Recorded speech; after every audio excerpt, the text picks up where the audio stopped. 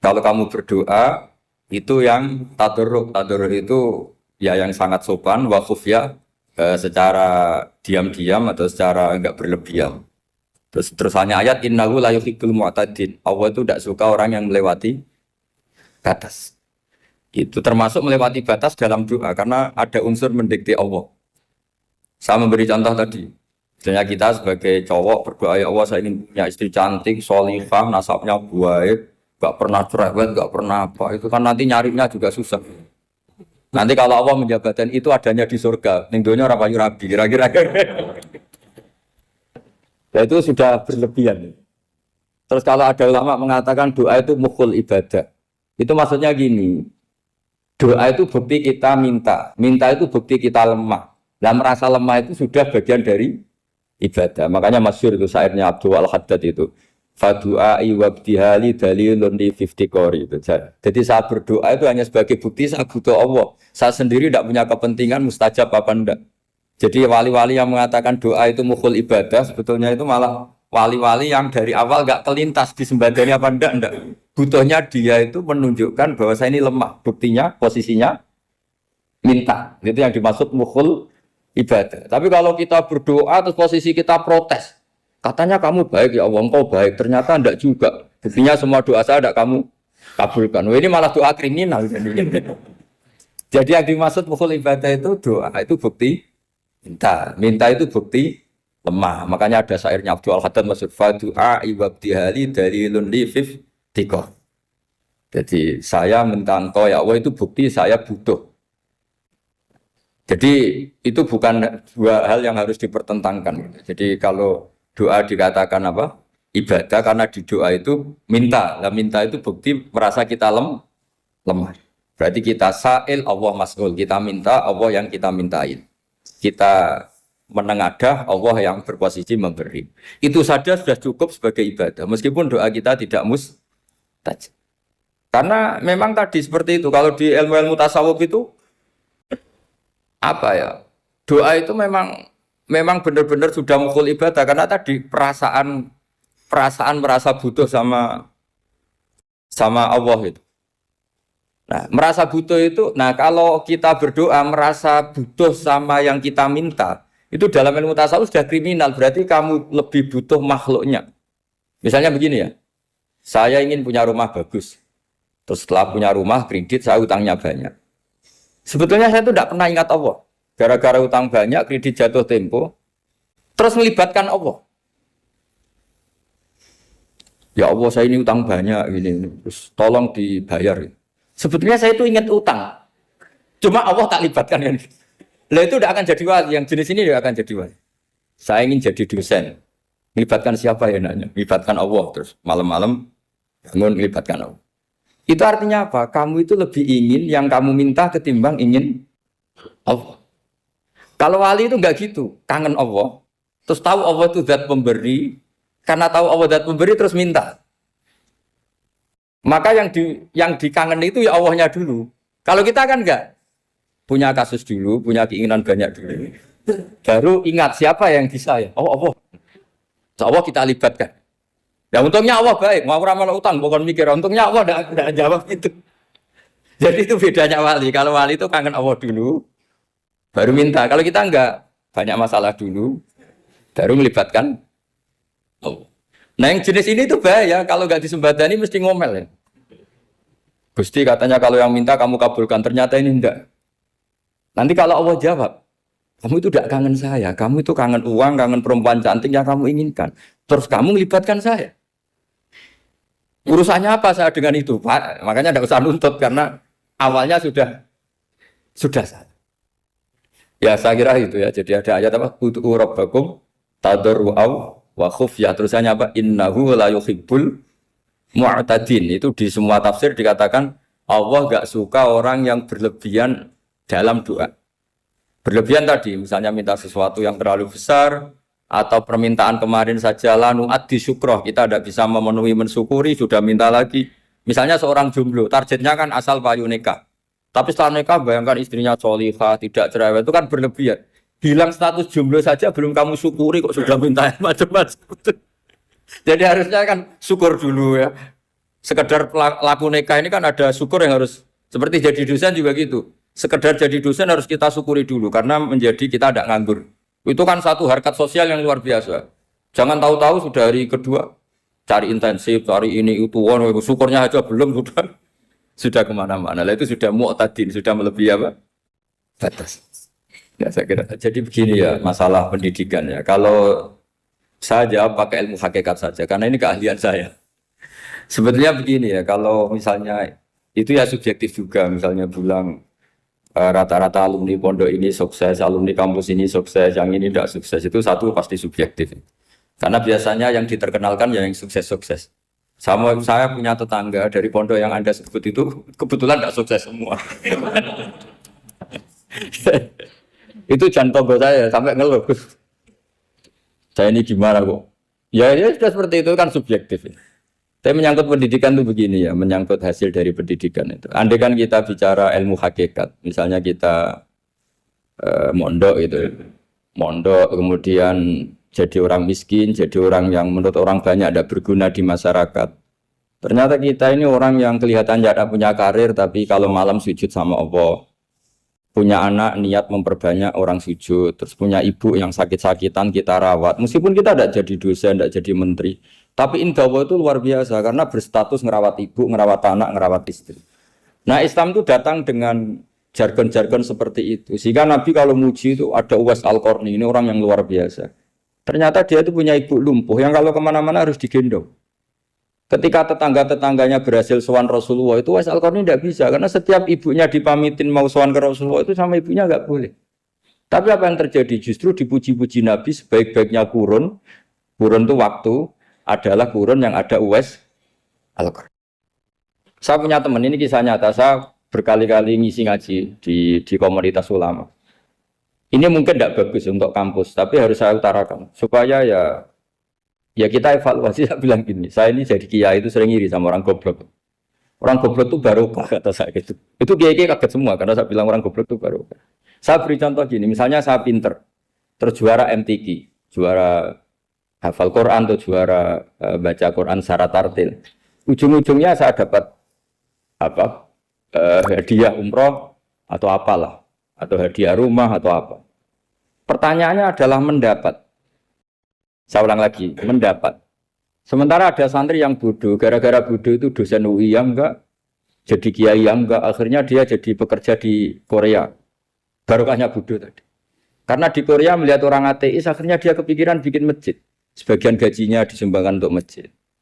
Ini bodoh pendiri masjid. Tapi kita gara-gara dosen dakwah di masjid, ini pinter dapat uang dari masjid. Nah ini bukan nyindir, ini biasa saja, ini maksud saya. Maksud saya, kamu jangan ngabaikan hidup. Akhirnya apa yang terjadi? Saya ini punya teman ini betul. Saya ini kan kecelok dulu tuh Gus Alim. Nasib saya di mana-mana dihormati. Kadang saya merasa dosa. Kok dihormati? Saya punya teman, dulu gobloknya minta ampun sekolah, sekelas maksudnya. Gobloknya, soalnya gobloknya harus disepakati. Sudah. Iya, goblok mujma'alah kira-kira. Singkat cerita, dia itu hidup di pedalaman Kalimantan, sekitar tahun 92. Dulu kan biasalah di dalam hutan itu pasti ada penebangan hutan macam. Dia ada bosnya, yang jelas dia ada bosnya. Saya yakin juga agak kriminal. Karena dia tidak yang illegal logging. Pokoknya ditakdir dia hidup di tengah hutan. Ikut orang. Setelah itu dulu nggak ada HP. Sering kirim surat ke saya, Gus, saya ini hidup di tengah hutan. Tapi saya ini muslim, pernah mondok. Kalau nggak bikin Jumat itu nggak enak. Bikinlah dia Jumatan. Nah karena dia pernah ngaji fikih Syafi'i, kalau Jumatan nggak ada orang 40 itu harusnya zuhur, tidak Jumatan. Tapi orang yang kerja di situ tidak mau. Wong dino Jumat kok zuhuran loh Pak. Kalau dino Jumat ya Jumatan ya. Tanya saya, Gus itu kalau ada kaulnya enggak supaya Jumatan ndak orang 40 sah. Singkat cerita dia lama-lama jadi pendiri masjid di situ. Dia punya sedikit gaji ya dipakai masjid, punya sedikit tanah diwakafkan untuk masjid.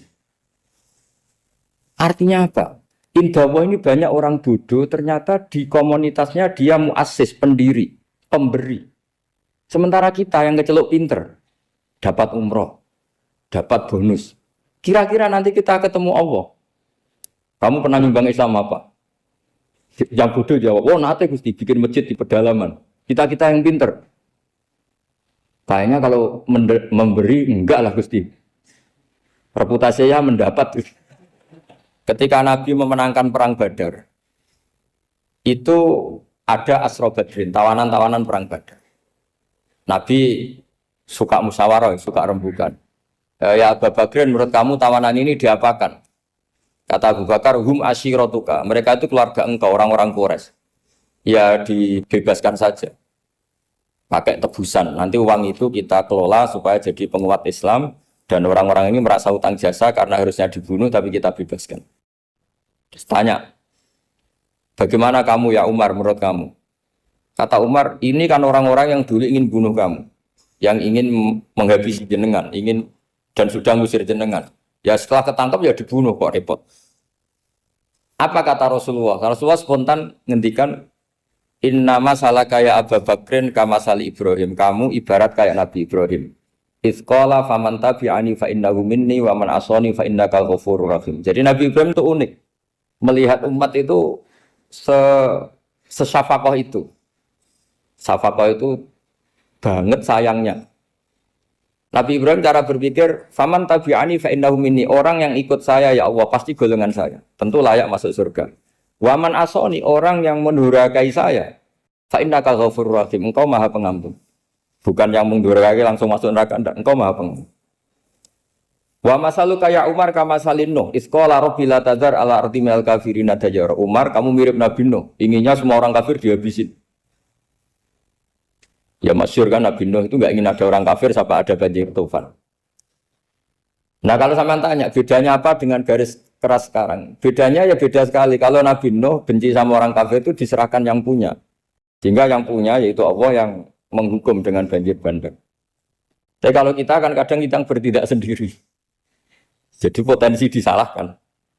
Yang jelas dalam hadis-hadis sahih, Nabi Nuh itu tidak bisa mensyafaati karena itu. Ketika diminta syafaat, ini hadis sahih bukan ada di Bukhari, ada di Muslim. Karena biasanya kalau di kota itu ditanya, ini sahih enggak? Untungnya yang tanya kadang enggak paham, ini alhamdulillahnya. Jadi, wah repot. Nabi Nuh itu diantara sebabnya enggak bisa mensyafaati adalah pernah corong Jawa masukno kaume. Kalau dalam bahasa Arab itu, da'a li zaidin berarti mendoakan positif. Kalau da'a la zaidin mendoakan negatif. Kalau orang Jawa itu ada doa, ada pasot. Nabi Nuh adalah orang yang pernah maksudkan kaumnya. Nah, saya cerita sedikit tentang Nabi Nuh dan Nabi Ibrahim. Nabi Ibrahim dianggap tadi cerminannya Abu Bakar, dianggap niru Ibrahim, cerminannya Umar, dianggap niru Nabi siapa? Nabi Nuh. Lalu kalau sampean tanya, bedanya gimana? Begini logikanya. Kita mengkaji secara akademik begini.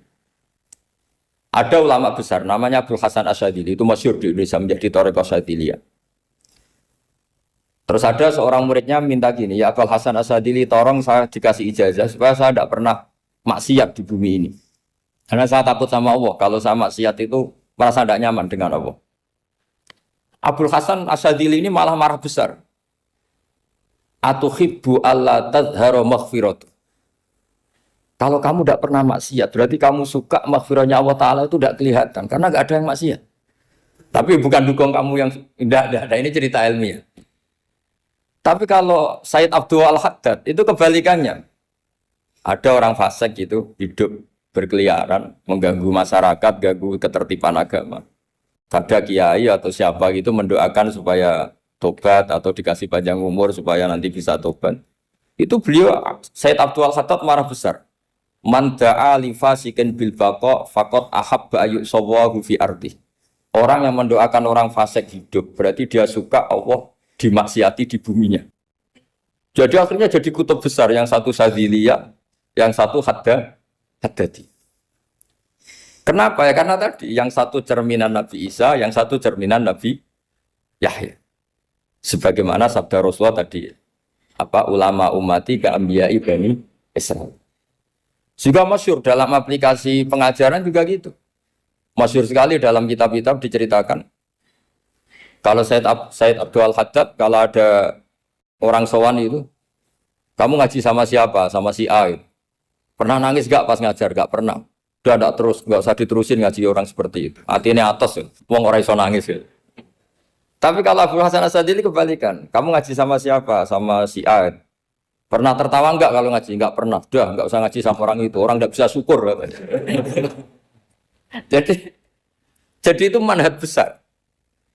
Nah akhirnya orang-orang kayak kita ini enggak jelas semua. Nangis ya bisa, syukur, guyu ya bisa. Cuma celakanya kalau kita nangis karena tidak punya uang, kalau guyu karena punya uang, itu masalahnya. Tapi kalau wali-wali dulu enggak. Kalau senyum ya karena saking yakin rahmatnya Allah itu wasiat rahmatu. Kalau nangis, ya karena takut azabnya Allah. Kalau kita kan enggak, sangat-sangat materialistik. Ini yang membedakan kita. Sebenarnya nangis dan senyum itu satu keharusan, karena Allah punya madharul jalal. Ketika Allah dengan sifat keagungannya, maka kita ini coro Jawa serako bersenyum. Tapi Allah itu kadang sebagai madharul jamal. Adanya satu keasikan. Sehingga yang merengut itu yang salah. Makanya dalam ilmu tasawuf, kutub wali itu hanya dua. Allah dengan madharul jalal, dengan Allah yang madharul jamal. Contoh madharul jalal misalnya gini. Ketika Nabi Musa ingin melihat Allah, saking kangennya ingin melihat Allah, Rabbi arini anzur ilaik, ya Allah saya beri hak untuk melihat engkau. Allah dengan jalalnya gini, Allah itu qadim, superior. Tentu gak layak tersentuh barang hadis itu makhluk. Sehingga ketika falam matajalla rabbuhu lil jabali ja'alahu dakka wa kharra Musa sa'iqa. Sehingga enggak levelnya, apapun hebatnya Nabi ini tetap makhluk. Sementara Allah itu qadim. Enggak kuat. Makhluk yang fana ini, yang profan ini enggak kuat. Enggak kuat menampung zat yang qadim, yang superior. Sehingga gunung pun hancur. Nabi Musa pingsan. Tapi ketika Allah dengan madharul jamal itu Allah dengan keindahannya, dengan kasih sayangnya, memberi hak makhluknya untuk melihat. Nah di sini ini Allah sering ngendikan wujuhu yauma idzin nadhirah ila rabbiha nadhirah. Nanti ada wajah-wajah yang di surga itu melihat saya kata. Tapi apakah betul melihat kayak saya melihat dosen, melihat Pak Rektor, melihat teman-teman itu tidak bisa. Karena Allah itu qadim, sehingga meskipun manusia ahlul jannah melihat Allah, tetap Allah ngendikan la tudrikuhul absar wa huwa yudrikul absar. Karena Allah di balik jamalnya ya punya jalal, di balik jalalnya juga punya jalal. Sehingga selalu di Quran itu diulang beberapa kali supaya proporsional. Nah, kenapa ahli sunnah tetap berkeyakinan Allah bisa dilihat? Logikanya begini. Fa inna kulla maujudin yasihu ayyura. Allah itu zat sing nyata-nyata wujud dan punya eksistensi. Di mana-mana sesuatu yang wujud itu layak untuk bisa dilihat. Lalu pertanyaannya gini, kenapa kita tidak bisa melihat sekarang kok nunggu di akhirat? Karena mata kita sekarang itu profan, fana. Sementara kita setelah di surga, tubuh kita didesain abadi. Ya saya ulang lagi ya, setelah kita di surga, semua fisik kita ini didesain abadi. Tentu karena desainnya sudah abadi, layak melihat zat yang abadi. Tapi pertanyaannya, kenapa tidak bisa ikhatoh, tidak bisa melihat sampai faham, la tudrikul absar? Karena abadi kita itu diabadikan. Sebagaimana surga abadinya diabadikan. Neraka diabadikan. Sementara Allah abadi dengan dirinya sendiri. Yaitu Al-Qayyum. Atau dalam bahasa ngajinya Qiyamuhu binafs. Nah lalu pertanyaan, makanya Mu'tazilah itu menentang betul kalau orang di surga bisa melihat Allah. Cara berpikir Mu'tazilah, melihat itu artinya yang dilihat ada arahnya. Sementara Allah terbebas dari arah. Tapi kata ahli sunnah cara berpikir tidak seperti itu. Melihat itu pokoknya tahu.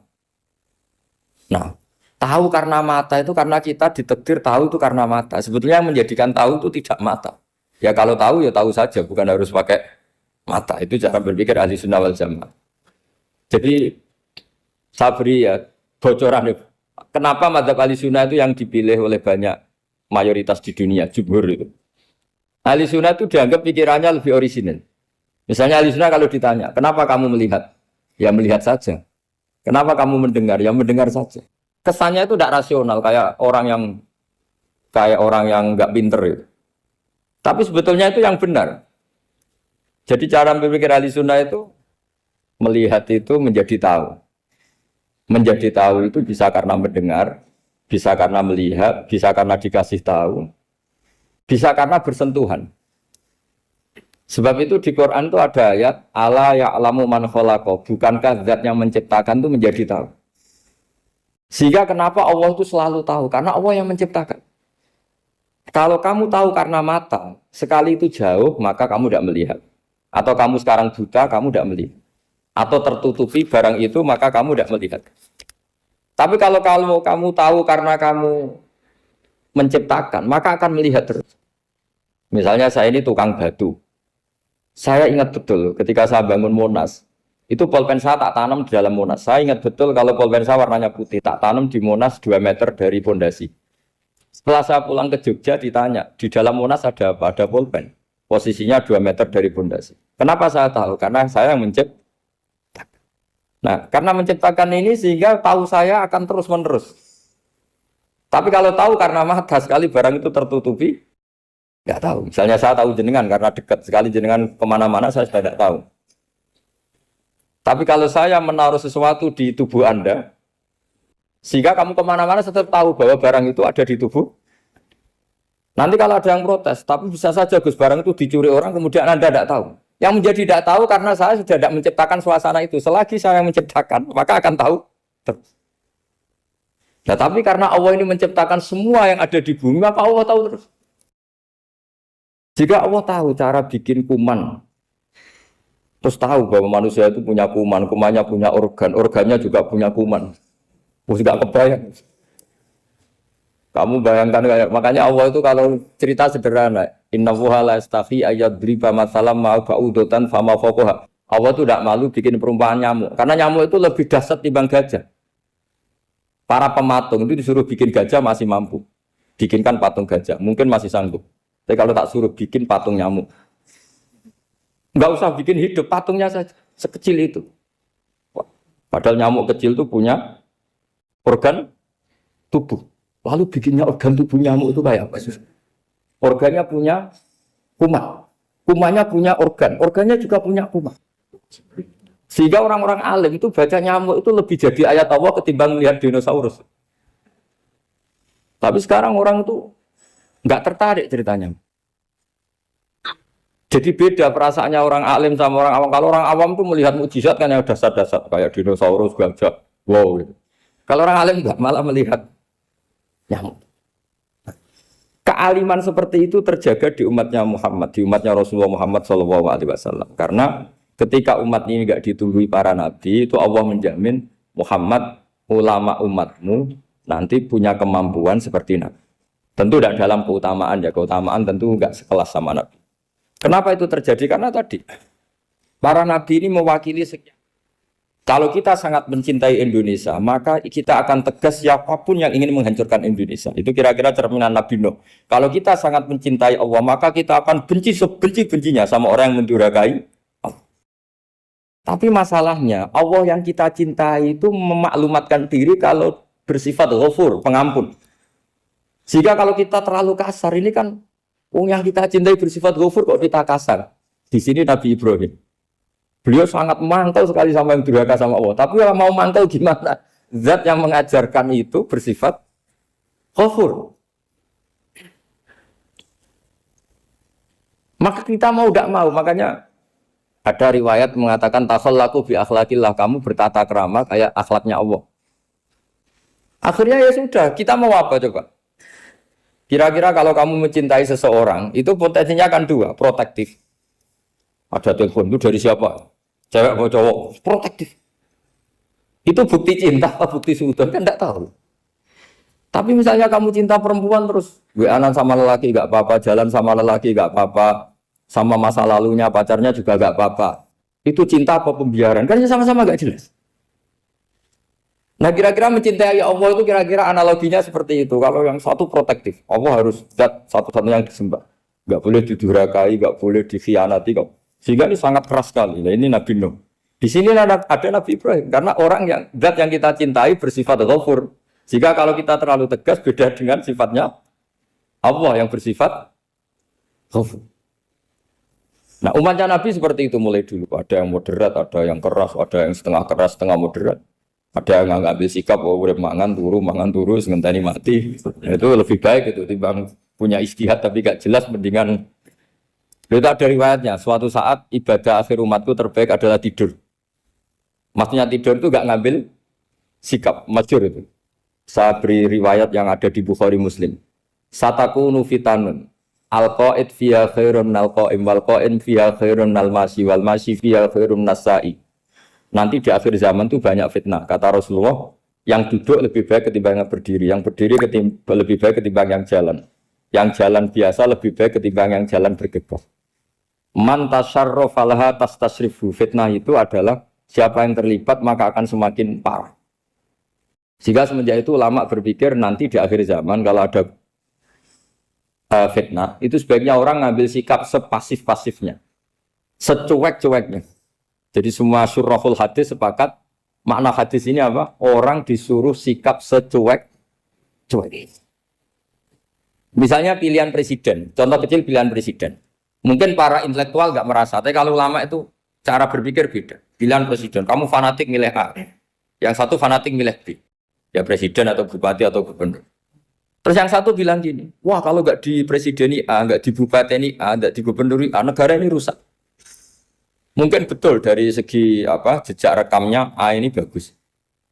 Tapi pertanyaannya secara tauhid, bagaimana Anda menggantungkan kesejahteraan sama makhluk? Kamu nggak pernah terusik begitu kan para intelektual? Itu kan melukai. Bagaimana mungkin Anda menggantungkan kesejahteraan dengan seorang makhluk? Wah kalau di presiden A pasti Indonesia makmur, kalau bupati A pasti Sleman makmur, pasti Bantul makmur. Nah, bagaimana mungkin makhluk yang sedang soleh kamu pastikan selalu soleh? Wong dia makhluk bisa berubah. Sementara yang B misalnya fasik, wah kalau dipimpin B pasti rusak negara. Bagaimana kamu pastikan B yang fasik selalu fasik? Dia saja dia husnul Fatimah, yang fasik pas mimpin jadi soleh, yang soleh pas mimpin jadi fasik. Akhirnya ulama karena tahu sifat manusia itu baru badan kendali di tangan Allah. Sikapnya nggak jelas. Saya ini termasuk orang yang terkenal nggak jelas. Karena kalau ditanya, Gus sampean pilih presiden mana, bakti mana? Sanut pangeran sing dadi aku loyalin. Wah, anut pangeran yo kacau. Wah, luwih kacau menan anut pangeran kan. Ini kan sudah nggak sambung karena pikirannya ulama. Memang nggak beda, cara berpikir ulama itu beda. Bahkan bapak saya itu kalau didik saya itu begini. Kalau meseli saya atau ngirim saya dulu itu kan pakai mes. Ini uang kamu 500.000 untuk kamu. Mesti ditambahi 100.000 ini untuk buat jajan sama teman-teman. Mesti ada uang pokok, ada uang sedekah. Dulu saya sering tanya, kenapa bapak sangat menghormati teman-teman saya? Kata bapak, kowe mondok iku aku ora iso nyukupi, sing iso nyukupi ya kanca-kanca. Ternyata betul, rata-rata anak kuliah atau anak mondok, uang pribadinya kan 8 hari dari dikirim sudah habis. Berarti kan masih 22 hari kok bisa hidup itu kan barokahnya teman-teman itu. Malah yang agak beling itu 1 hari sudah habis, berarti ada 29 yang bergantung sana sini. Sehingga Nabi dulu cara ngendikan itu unik. Kata Nabi, da'un nasa yarzuqu wahu ba'duhum ba'duh. Manusia barnawa, enggak saling memberi rezeki. Ketika ada collab, Medina itu pernah collab, terus sekarang pernah defisit. Beberapa pakar ekonomi datang ke Rasulullah, ya Rasulullah, sa'ir, tolong dikasih harga standar. Tapi apa jawabannya Nabi? La tusairu fa inna Allaha huwal musair. Kamu jangan kasih harga, Allah sendiri yang menentukan harga itu. Terus kata Nabi, kenapa engkau begitu ya Rasulullah? Ini negara harus ditentukan harga karena gini-gini. Kata Nabi, saya tidak ingin ketemu Allah dalam keadaan dolim. Tapi ini tentu di teori ilmu modern ini masalah. Tapi menurut orang modern. Tapi kalau menurut ilmu hakikat itu nggak akan masalah. Misalnya, kenapa Nabi tidak menentukan harga dalam keadaan negara seperti itu? Jawabannya pakar-pakar hakikat. Ya saya ulang lagi pakar-pakar hakikat. Begini, misalnya ada orang menimbun supaya nanti harganya mahal. Terus ditimbun terus sampai nunggu harganya mahal. Lama-lama dia sadar kalau timbunannya nggak ada gunanya karena ternyata orang nggak beli. Nah, ketika orang tidak punya kemampuan beli, yang menimbun juga tidak punya uang. Nah, tapi kalau sampean tanya, tapi Gus nak tuku barang pokok kan kita mati karena kehabisan stok. Itu masalah tauhid Anda. Bagaimana mungkin kamu bayangkan seorang makhluk tidak bisa hidup atau nggak dapat rezeki? Nabi itu orang yang sampai ke derajat hakikat, dari tidak pernah bayangkan gitu. Salah sampean jadi orang yang tauhidnya masalah. Sehingga terus bayangkan, wah kalau negara ini kayak, wah kita makan apa? Kalau negara nggak stabil, wah kita gimana? Itu tidak bisa seperti itu. Dulu ketika kita dijajah Belanda, itu kiai-kiai kita, Mbah Hasyim Asy'ari, Mbah Ahmad Dahlan, mondoknya di Mekah. Sampai alim alama, dua beliau Mbah Hasyim sama Mbah Ahmad Dahlan itu ngajinya sama-sama Syekh Khotib Minangkabau. Cuma Mbah Hasyim lebih menekuni ke Syekh Mahfud Termas, yang satu menekuni Syekh Khotib Minangkabau. Jadi dua beliau itu ngaji di guru yang sama. Mbah saya, buyut saya itu ya sudah mondok Mekah. Zaman dijajah Belanda. Sekarang kita agak dijajah, agak mondok di sana. Buyut saya itu zaman itu sudah haji. Buyut kelima saya. Itu dulu kalau ingin cari tempat yang teduh, itu masuk ke gua. Itu masuk gua itu hanya kepalanya saja. Kakinya masih di luar. Karena gua di Arab tidak seperti gua di sini. Kalau gua di sini kan orang bisa masuk semua. Kalau gua Arab kan hanya celah-celah batu-batu besar. Sehingga ketika Rasulullah hijrah ke Madinah, singgah di Gua Sur, kata Abu Bakar gimana? Andai kan ya, ada orang kafir di depan gua. Kata Abu Bakar gimana? Andai kan mereka melihat kakinya, pasti melihat kita. Karena gua di sana itu satu tubuh tidak bisa masuk penuh. Kalau gua di sini kan ada yang mobil saja bisa masuk. Nah itu bahasa saya kalau mau istirahat itu masuk gua, separuh badan di dalam gua, separuhnya masih di. Loh,